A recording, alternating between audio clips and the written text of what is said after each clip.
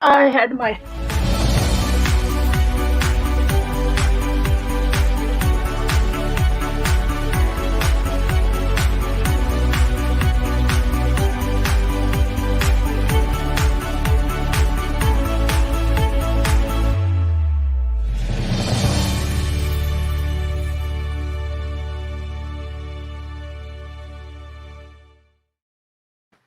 Welcome to the latest printed press. Apologies that we're starting a bit later today from our scheduled programme, but we had other programmes in front of us that were delayed. So that's the reason why we're starting slightly later.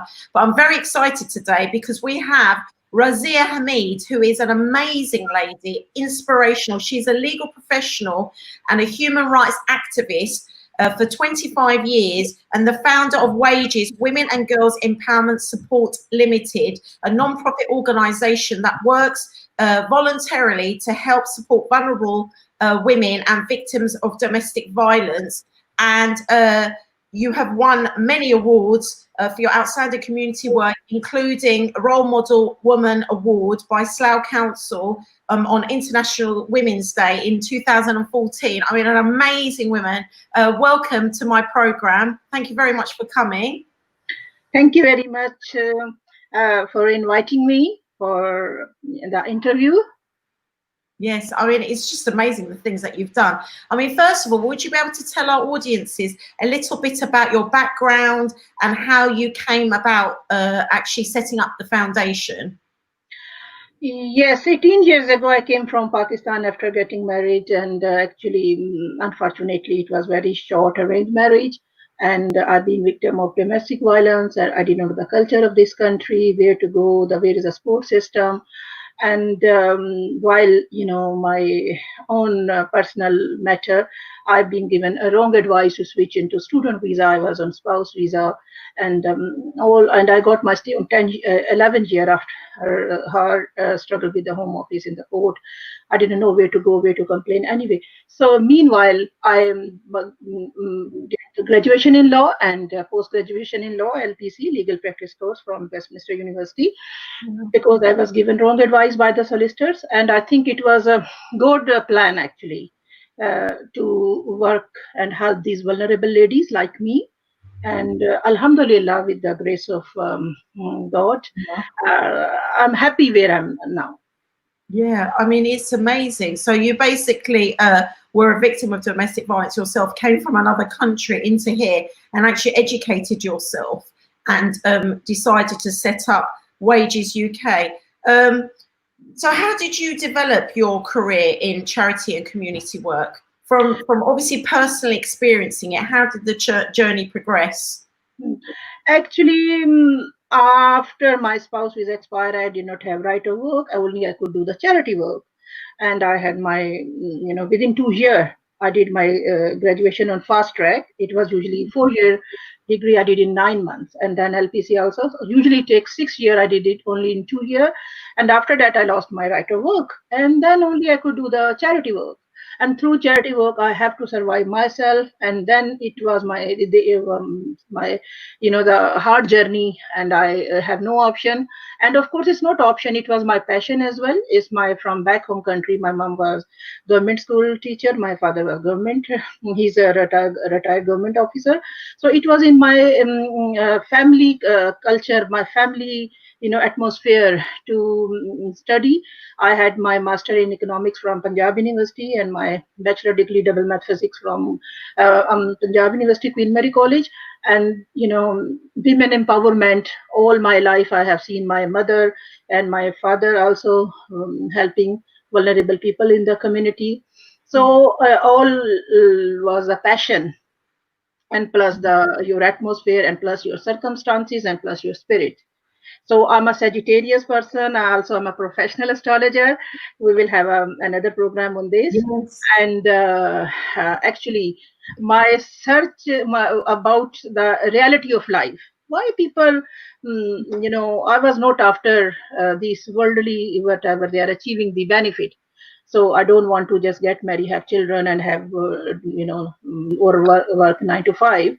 So I'm very unusual spirit, actually, you must say. Yeah, definitely. So, I mean, if we talk about, first of all, I mean, I'm so interested in astrology, and we're definitely going to do a program about spirituality. It's something that I'm very interested in anyway. And I think it links into, we introduce your foundation, this program, and then we talk about your personal journey, not just through your professional journey, but your spiritual journey. I always think that the two are very intertwined and very linked. But obviously, we both come from a very traditional cultures, Turkish Cypriot culture, Pakistani culture, very similar. Divorce, walking away from your marriage is quite a taboo. What would you say to people who are in domestic violence situations? What would you say to those women who are in cultures similar to our own situation? I will say, don't give up. Always there is a light at the end of tunnel. Only you have to trust on yourself first. Don't listen to other people. Yesterday I got a domestic violence case, and she was telling me the things which they don't exist in this legal system. And I said, look, these people, they are not qualified. Even the qualified people, they don't give you the right advice. So don't listen these people. Just trust on yourself and trust on God. There is always the solution for our problems. Just pray to God, connect with the supernatural power, connect with this universe. He will lead you. That supernatural power will lead you the way. Why you send in this world? There is some purpose. Every spirit, they have purpose in this world. We need to find out that purpose through our passion. So what are the barriers and what are the supports for domestic violence, women who are getting into domestic violence? What are the support things, groups? First of all, they are suffering domestic violence in isolation and they don't know about it. And another thing, to be honest, initially I don't like to involve police, social worker, and the legal system, because it is against our Asian culture, and men don't like even everything sorted out, but still they have grudge. Oh, this lady called police on me. Why? It's not like English culture. It's acceptable when they born in this country and they brought up with these norms. But being a Asian culture and came from here, brought up from here, and when you involve these type of things, this is the I think main factor for breaking up the relationship. I know I suffered everything, but initial stage is, let's say, my client, he said, when I go to the home, I press the bell, and then I really feel ashamed. And because police came in uniform, my wife called me, and it's 2 years ago, but still, what the neighbor will think about me? Why police came in his home? So police should come in the civilian dresses, not in for domestic violence cases. So these type of things, and then there should be mediation. Straight away, social workers say, you are not safe in this country, or sorry, in this home, and just leave the home. They just separate both parties, which is not fair as well.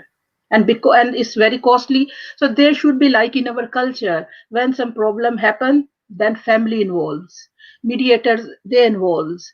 There should be, like, charity should be involved. Rather, straight away you involve police and social worker and court and legal aid.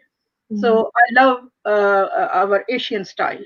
These authorities should be involved on higher level. I agree with that. I understand, because obviously when there is domestic violence situations, a lot of the times the neighbours get to hear about it, other people get to hear about it, and it's quite traumatic for the victim as well as the perpetrator. And in a sense, I quite like that idea of having the police, obviously, there has to be some sort of action to get the person out for their safety. But if the police come in their uniforms, so there should be maybe a special section where they are in non-uniform, so it's done in a more private way. And like you said, mediators, counselling, all of these things, not only for the victim, but for the perpetrator. Sometimes the perpetrator is seen as a completely all bad, but sometimes there's lots of other mental health issues, and they may have also had violence against themselves. So they also, for them to change their ways, need counselling and need some sort of support. So I agree. Let me interrupt you. Sorry for interruption.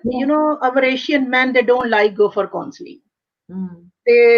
Because of our culture, they are a bit egoistic, and they don't understand what is the purpose of counseling. So they don't like go for counseling.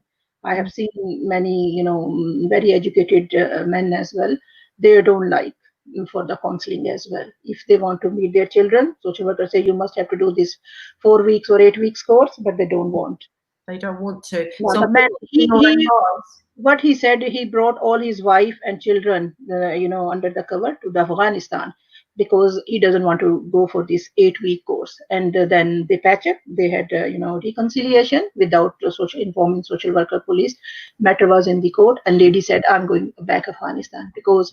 And what happened when the matter is in the court? She doesn't want to come in the court. She doesn't want to give witness because she have soft corner for him, and she said, "No, I want to withdraw my case."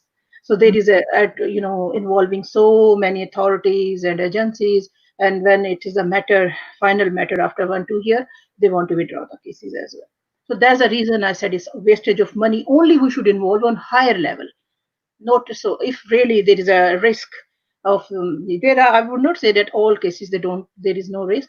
There are risks as well, and yeah, you can put them in refuge. Even a girl, she came from after marriage, after 1 year she called police. She was living in refuge with a baby, and husband straightway sent her divorce because he said, if you spend one night out of the home, I will not accept you.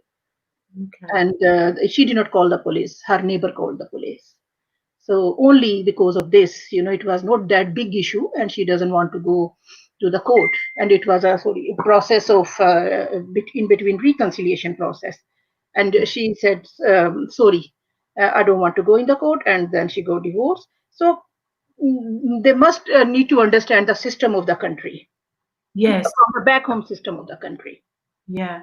So you're saying really now the legal systems in this country need to put that into consideration, is, the cultures that the different women come from, Yes. and put some sort of mechanisms. Because obviously, essentially, the first and foremost essential thing is that these women are safe and away from domestic violence situations. But at the same time, you're saying that there are ways of mediating so that all parties are more comfortable culturally. Yes.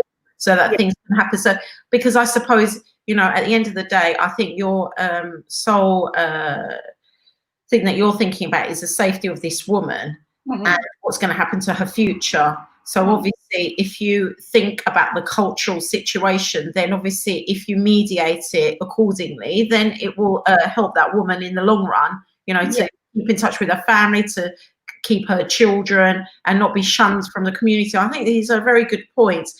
How has it molded you, getting involved with these situations and helping your community and setting up Wages UK? How has it developed you as a person? How I established this Wages UK?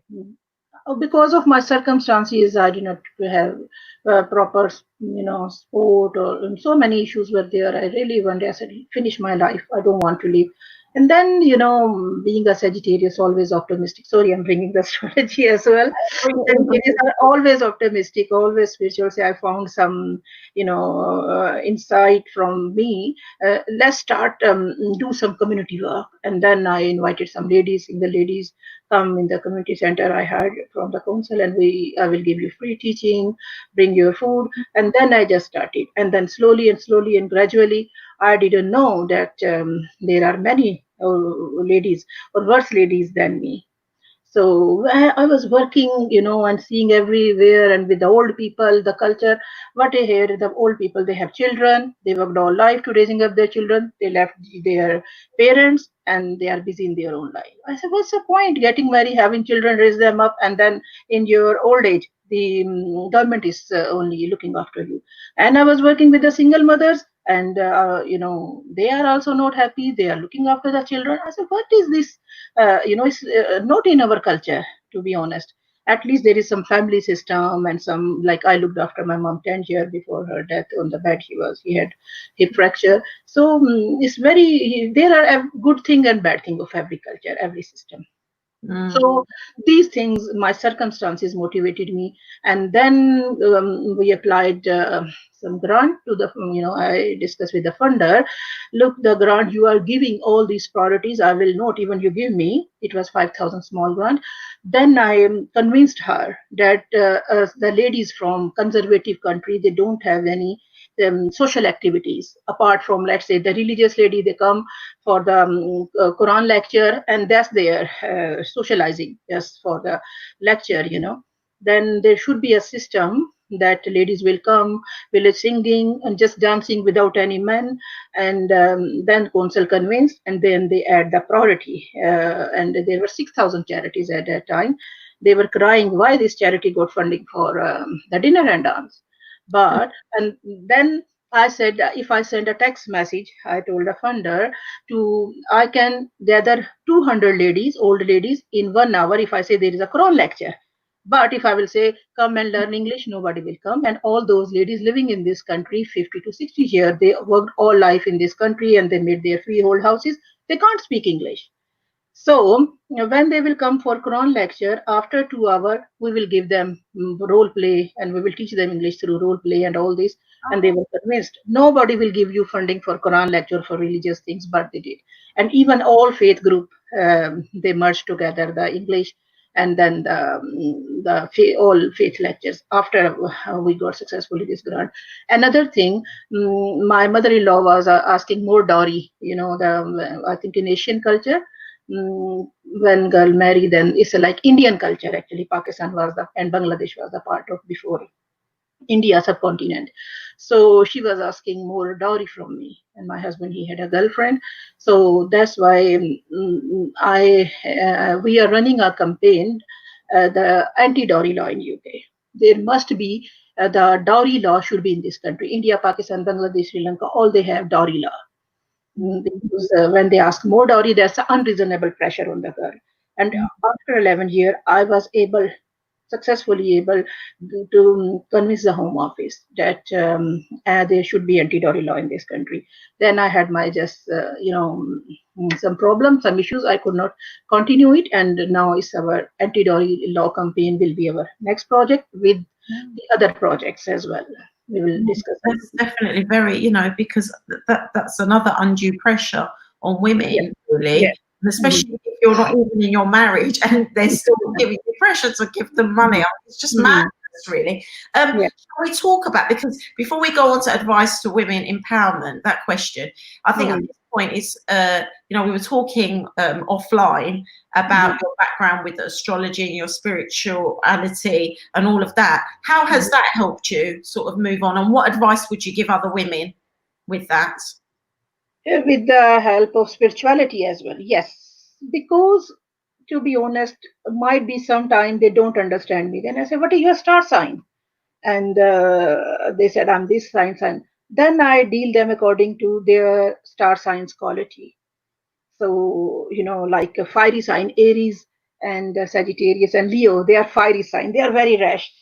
So they, you need to know how to control this hyper energy, fire energy. They are made of fire. And then the earth energy. If we will speak once we start astrology, then you and me want to continue on it. Yeah. So we have a separate session for definitely. I know it's very interesting that how we connected that, because I'm a fire sign and you connected on it straight away. But I think these things help. When people come out of a domestic violence situation, and like you said, you felt like you had no hope, and of course a lot of people go into depression and they have suicidal thoughts. I think connecting with your spiritual side and having a belief in God that you'll be able to carry on, I think these things are important just as much as the legal side and helping someone through the legal system. You have to help them with their emotional well-being as well. And what I like about your charity is the fact that not only are you dealing with the legal side of things, but you're also dealing with not only the person's emotional well-being, but also, you're bringing into it the family culture, the culture, the traditions, and you're trying to find ways of mediating with the family in that way as well. I think these things, I know it sounds like a bit of a taboo, doesn't it, to say, well, I think police officers should come to the house in non-uniform, but actually it's a reality. It helps that family. It's a reality. And I think we need to start to be a little bit more outspoken like yourself, and you're taking the lead on that. And you said to me before the program, I'm not afraid to say what I think, whether people agree or not. And I think that's what we need. I think that's what an activist is, really. I mean, can you tell us about that nature that you have, the fact that you are a human rights activist. How has that sort of steered you through? Has there been barriers, or do you think people have warmed to you because of that? Yes, actually, you can't be good human right activist if you are not connected with the people, with their emotions, with their soul. Yeah, legal, because I'm legal professional as well, and the same time I'm social or human right activist as well. So it's not only the legal thing, just focus and just no emotions. And when you connect with the emotional level, then they open up more, they help you more, and then rather wasting your time in the court. And so it's a befriending project. Actually, we provide online or telephone conversation. Sometimes they just want to talk someone, it's not advice or anything, just emotional support and just listening, like a befriending. Our volunteer, they talk to them, then they listen, and then they come to me, and then we discuss and we invite them. We organize different community event every month. We organize interfaith lectures as well, where ladies, they don't like to come for dancing and for fun. Sometimes they are not allowed by their family home or culture, so we give them this opportunity to come and discuss their problem after the interfaith or Quran lecture or any Bible lecture or any religion, whatever lecture. Just get them there to make it attractive for them, provide these type of activities. And also we organize, before we was doing every month dinner and dance and attracting them. And when they come, then they become your friend actually. And then they, after every event, to be honest, at least 4 or 5 ladies come to me. It's not only ladies, men also victim of violence as well. Then it's mostly organized for ladies. Then they come and they feel comfortable with me. It's not a state where they can open up. So even there are men as well, I must say, they are victim of abuse and domestic violence, and they abuse, the ladies abuse this system as well. Yeah, I mean, I think that's something that we need to point out, actually. Of course, Mhm. it is. Men are also victims of domestic violence, and that's something that we need to focus on as well. It's not always just ladies. I think predominantly it's probably women, but there is that small proportion of men that are actually suffering from domestic violence, and it's also the shame of it as well. So it's even worse for them to talk about it, really. So it's very good that you provide that service. Can we talk about the services that your charity provides? If you give us like a little bit of a summary, because some of the things you've just touched upon are amazing, and I like the idea that you can come and do some of the traditional activities, but afterwards there's opportunities for the Make them your friend first. Mm. Make them your friend first. I'm in an event or in a course, I met my one friend. She was very nice, lovely to me. She invited me her home, and then she was telling, oh, she's married, having home, children.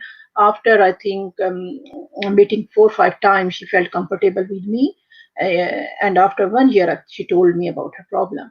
So rather wasting so much time, if they come your event like a befriending, and they fun and talk, and they comfortable with other ladies as well, when they share their story, then they want to open up as well. So I think this is the best way. It's called group counseling as well. Also, we got on and off funding from the Ealing Council. It's called Apparatus Project. The funding they got from European Union, the Ealing Council, Ealing Police, Ealing CVS, and they selected some charities. And thanks God, Wages was one of the charity. And they made a documentary movie on my life and on Wages, our organization as well. W5 Production they hired, which is the biggest production company in UK. And on that project, that was actually project on extremism, radicalization in Muslim community. And through that project, I got opportunity to work with different mosques, and then realized how much training and how much empowerment we need to give those so-called scholars or religious scholars as well. So this was one of our project. We also work on safeguarding issue, and then the social worker, they come, home office expert from home office, expert from different agencies, they come and for the training. And then befriending training we provide, then the English courses, fashion designing courses, computer courses, and exercise, yoga, and all these events. And even without funding, we are not getting funding. To be honest, let me tell you, I hate funding. The reason is, when you get funding, your motivation is there to work. When no funding, then you say, oh, there is no funding, so we can't work. No, always follow your passion first. I started this community work, this organization, with my credit card. I did not bother is there funding or not, because it was my passion to help the community, and my passion is there. And then they said, first year this funding for fun and learn project, healing council, and they said how you would able to continue this project if this funding is stopped. And I think it was in 2012 we got the funding, and this is 2020 last, and we started last 10 years ago, and still we continue our projects without funding, especially this event befriending project, fun and learn. And last year we made a from only Asian ladies to multicultural London Ladies Club.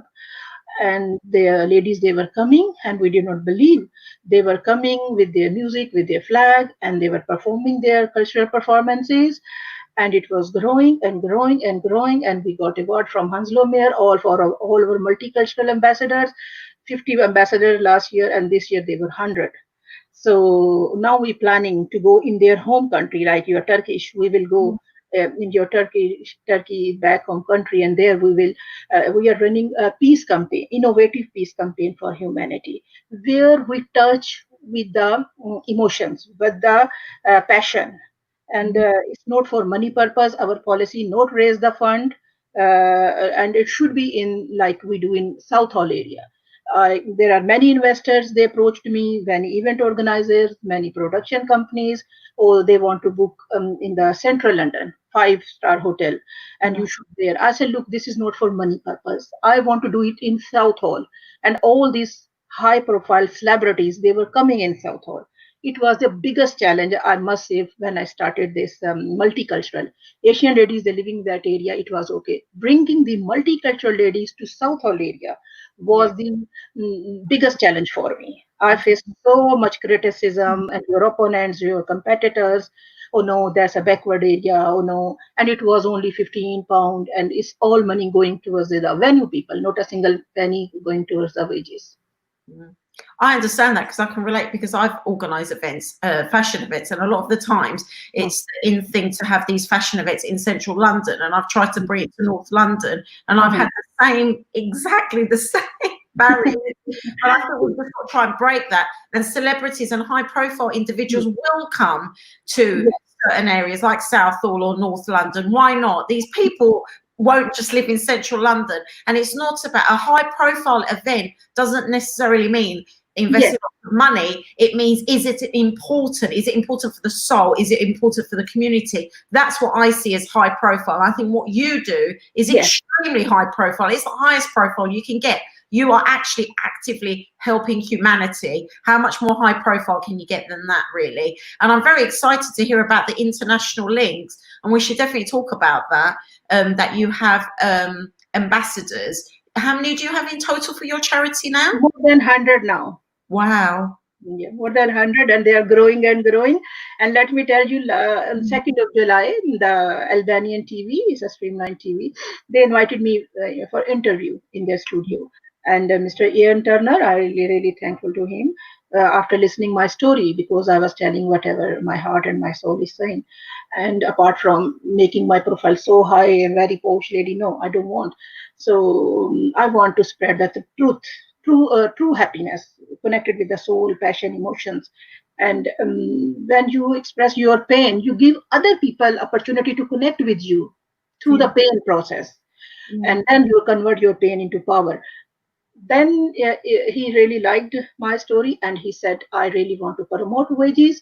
And we decided come every week, and with your multicultural ambassadors, and for their interviews. So twice a month, all of our multicultural ambassadors going for interview there as well. Oh, that's fantastic. That's brilliant. Yeah, and we could definitely do that with Eurogench as well. Have the ambassadors come on and tell their individual stories and why they've decided to be ambassadors. That would be fantastic.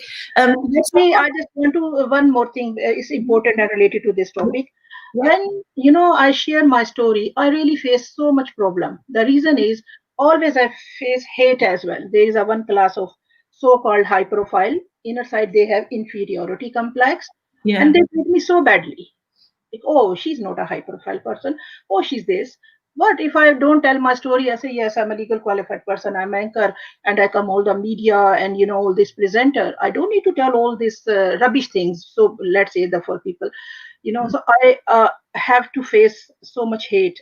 The same time, I found the lovely people, true spirit like you, like Ian Turner, who really impressed from the stories, and they want to help, they want to dig out more, they want to give you value of the actual person hidden behind the body. Mm. I know. I mean, we all have our professional stances in life, and of course, it's good to see profession. Obviously, the education that we have and the professions that we're in, we should be proud of that. But like you said, the most important thing is what's inside, and it's our integrity. And you live by that, I think, and that's I think why people are so moved by your story, because you're actually got a lot of integrity and love, and you never gave up. I think that's the most amazing part of your story, is the fact that you came with such adversity, came into this country, was a part of an abusive relationship, come from a culture where it's not seen as a good thing to divorce, especially as a woman, and yet you fought against all of those barriers and all of those ideals to actually come out and become a very strong, powerful woman. And women empowerment to me is everything, really, because a lot of us lack confidence deep down inside, and when we connect with other women that have gone through adversity, I think that's when we join together and become more powerful. I mean, what advice would you give for women empowerment and confidence boosting to other women? What would you say? I must say, always speak from your heart. Always, like my one Moroccan ambassador, our general, before she was general secretary, Latifa Romali, and now she's our, mashallah, vice president. And I wanted her to come for the interview. She said, no, no, she never gave any interview. She's a very good-hearted lady, and her English is very good. Last 30 years, she's in country, and everything. She's happy with her husband, family. But she said, oh, will you train me how to give the interview? She has no confidence. And then when I contacted the other my ambassador, oh, no, no, no, our English is not good. Sorry, we can't. I said, listen, it's not an interview. It's just you need to speak your emotions, how you connect with the wages, how you connect with me. What were the experience behind? You just come and share your stories, your true stories. Don't need to read, don't need to go anywhere. And then you can't stop, you will continue and speaking and speaking and speaking. And now it's really, I must say, amazing for me. They are coming and they are so comfortable just over the phone, and we decided to have a training session, because always, if you want to boost your confidence, always speak the truth, always, in whatever circumstances. I got my my stay on domestic violence after 11 years. My solicitor advised me, because my husband did not come to pick me from the airport, because I complained to the third person who arranged this marriage, my uncle.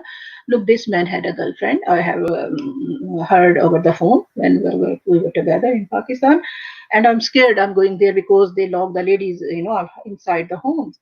And then he was very angry why I complained to my uncle about him, about his girlfriend and all this. He did not come to pick me at the airport. My solicitor said, if you will tell home office that you did not leave a single night with your husband and he did not come to the airport, home office will say this is a marriage of convenience. Yeah. You are, of course, why a lady is coming and why husband is not there at the airport. And then I said, look, I will not speak I will not tell any lie. Whatever happened, because if you hide one truth, you have to speak 10 lie. You have to tell 10 lie. I will not do this. Don't tell a lie. And yes, after 11 years, Home Office was even that time they said marriage was genuine, but it was not subsisting, because it was broken down before I came from back home country. So I know, if I, say, yeah, I follow my solicitor advice, I say, yeah, I lived with him and blah, blah, then it was should not be a problem. It was they were convinced the violence is there, but marriage is not subsisting. There are three elements. Should be a valid application. When you apply for domestic, your visa should be valid, and your marriage must be subsisting and broken down because of domestic. Only because of this part, I did not tell a lie. Because I did not tell a lie, I been through my soul journey. I'm late in my life. I'm 45. I have no children, no husband. So not on that level. So though I have many proposals through my, contact. Oh, But my heart was I'm not sure there. you will Yeah. be. You're a beautiful lady. Like I said, you've got beautiful eyes. And I loved what you said. You said, because my soul is through my eyes. That's why. I love Yes. You said I have beautiful souls. People everywhere they appreciate shining eyes, shining skin because I speak the truth. Then Mm. you can see your soul through your eyes. Eyes are the index of your face. Yes, that's very true. This is it, I think. I mean, it's a very inspirational story. What's the future? Because we're running out of time. We could go on for hours and hours, I think. You're such an inspirational lady, honestly. And we have to do our astrology program as well, for sure, and keep in contact and maybe have your ambassadors come on and say their individual stories as well, coming into the next season. Definitely. I would be very interested in that because, you said something, a lot of women haven't got the courage to come out and talk about their lives. And I found that even with interviewing on a professional basis, women are still, in this day and age, less inclined to come on and talk about their lives. And I think we need to encourage more confidence. But Yes. where do you see the future of your Wages UK and your foundation going in the next 6 months to a year? Okay, we started from wages, domestic violence help and support, company, and then we moved on to these events for Asian ladies. Then we moved on for multicultural even London Ladies Club, and then from there we move on to high-profile professionals network, and because all high-profile ladies with and then some men also want to come, and we can't progress without the help of men. And then we converted it into the Wages UK Multicultural Family Club. So we are like a family. So my future is when that we will bring the revolution not only in London, in whole world, through connecting with the passion, with the soul, with the truths. This is and through the media. So we planning to give the training all of our ambassadors, and then like you, they will we will make some educational programs like dramas, films, documentaries, and then we will share different online channels. So this is another our next step we planning to do, and of course training and everything will be given. And yes, because these days a problem with the funding, to be honest, it's not Yeah. everywhere good funding.